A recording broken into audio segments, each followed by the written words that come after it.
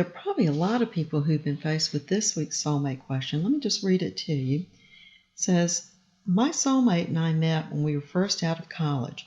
We had a brief relationship, about a year, but then he moved away and we ended things, not really even keeping in touch because it was too painful.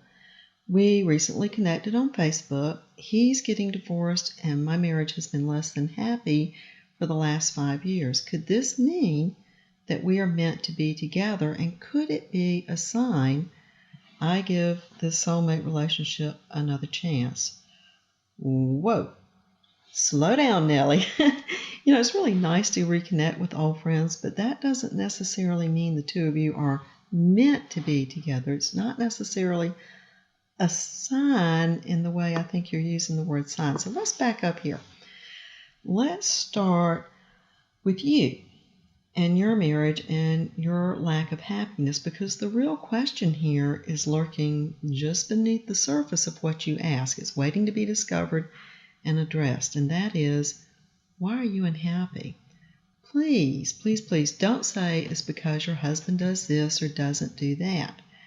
That approach just throws away your power to choose. It's criticizing someone else for not being who or what you think they should be, and blames them for the outcome. It means you're handing over control of your life, then trying to take over control of someone else's. And it never works, and it usually makes you even more unhappy. It's common. It's much easier to look at someone else than it is to look at ourselves, but yeah, it doesn't work. So it's a common misconception when a marriage is less than blissful that changing partners is the solution.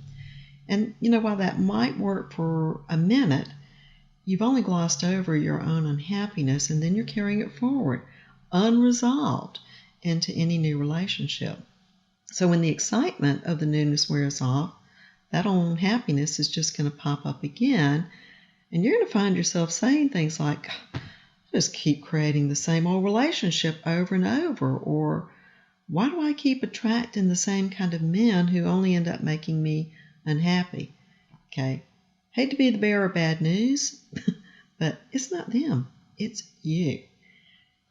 Your husband can't make you unhappy. No one can.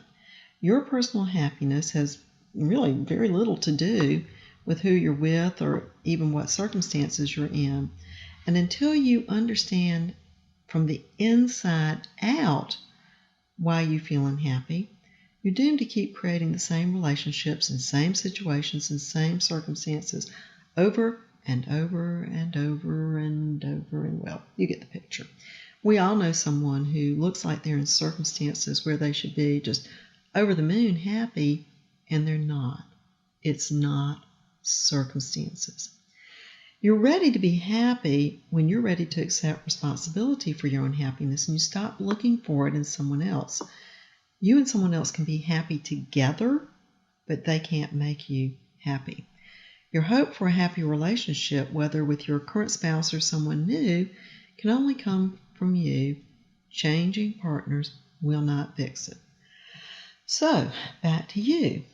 What would need to be different in your life for you to feel happier? Change yourself first, your own activities, your own habits, your own perceptions, and then reframe where you can. Now, what do I mean by reframe? Let's say that your husband has an annoying habit that just drives you bonkers, and you think that's making you unhappy. Now, trust me, you have happy habits that are just sending him round the bend too, and this might be a good time to ask yourself how you would want him to address your annoying habits. But anyway, back to the topic. Maybe he leaves his dirty clothes on the floor, for example. That's kind of classic, but instead of griping, whether that's out loud or silently, reframe and say to yourself, these dirty clothes are on the floor because I have this otherwise wonderful man in my life. If the clothes weren't there, he might not be here either.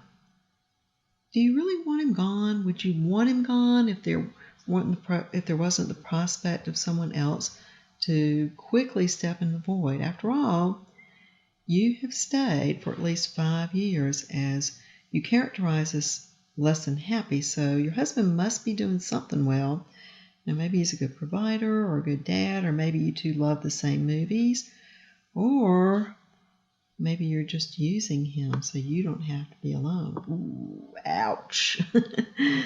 Anyway, reframing does not mean you suddenly love that he leaves his clothes on the floor. It's a lot like forgiveness.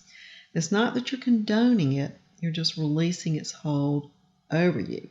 It means you are self-soothing by changing the way you look at it, injecting some gratitude, maybe a little humor. Those of you who know me know I love great quotes. This one's from Wayne Dyer. When you change the way you look at things, the things you look at change. It really is that simple. And how do I know this? Well, my own darling hubby has a habit of leaving every cabinet and every drawer open in the kitchen. It drove me crazy. But here's the funny little thing. Even though I didn't say anything to him, as I reminded myself that I was only faced with open cupboard doors because I get to share a kitchen and a life with this man that I adore, he gradually began closing them on his own, at least some of the time. And at the same time, it stopped bothering me much. The problem that had caused me so much unhappiness kind of dissolved. Our own unhappiness with another person isn't about what they're doing or not doing. It's the story we tell ourselves about it, our own perception, our own judgment. And when we release that, a lot of problems just evaporate. And it's a misconception that changing partners will solve that unhappiness problem. Your happiness or lack of happiness comes from within you, regardless of your circumstances. And remember, this is from several weeks ago, but remember, marriage isn't meant to make you happy. It's meant to make you married. You bring your own happiness. So, with all that said, let's look back at your question. There are a lot of holes in it, and filling these gaps can actually help you a lot. So here's a few things for you to consider. Why was the previous relationship brief? I mean, come on. Moving away isn't necessarily a reason to end things. Had the relationship already run its course? Why didn't you keep in touch? I mean, again, distance by itself isn't really a reason.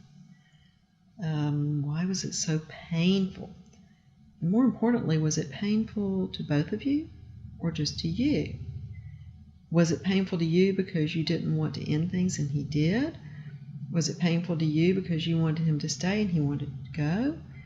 Was it painful because one or both of you doubted whether you could sustain a long-distance relationship?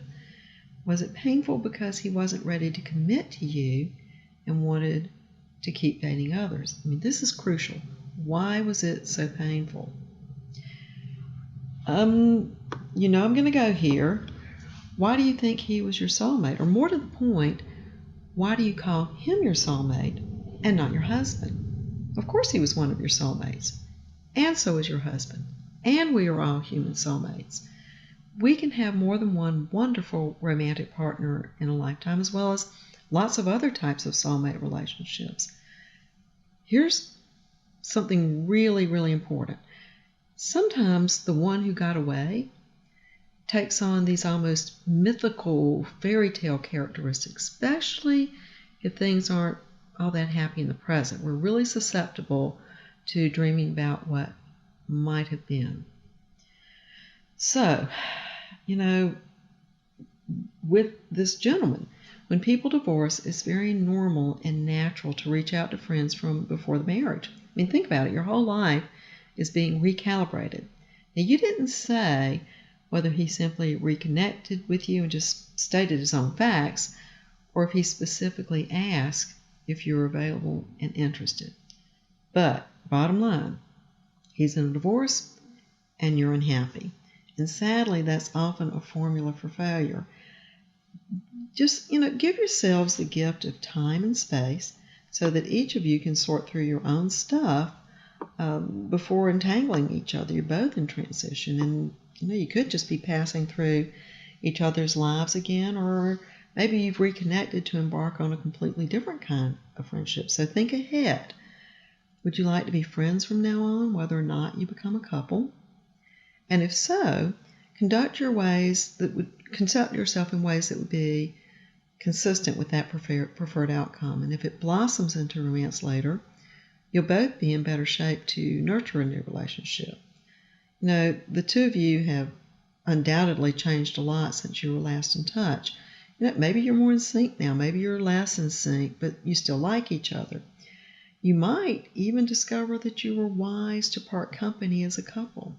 You could be romanticizing what you briefly had together as an escape to your present unhappiness. The possibilities really are endless, and not all of them end with the two of you as a couple. So refrain from jumping to conclusions or jumping into a relationship. To paraphrase George Santayana, those who don't learn from the past are condemned to repeat it.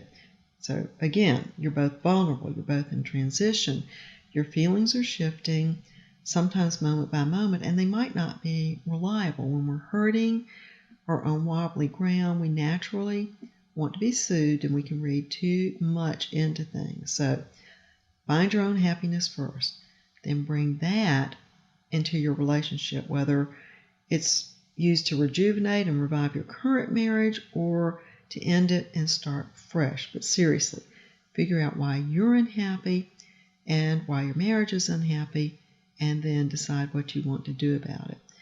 Leave your former beau just out of the question for now. He is not the key to your happiness. You are.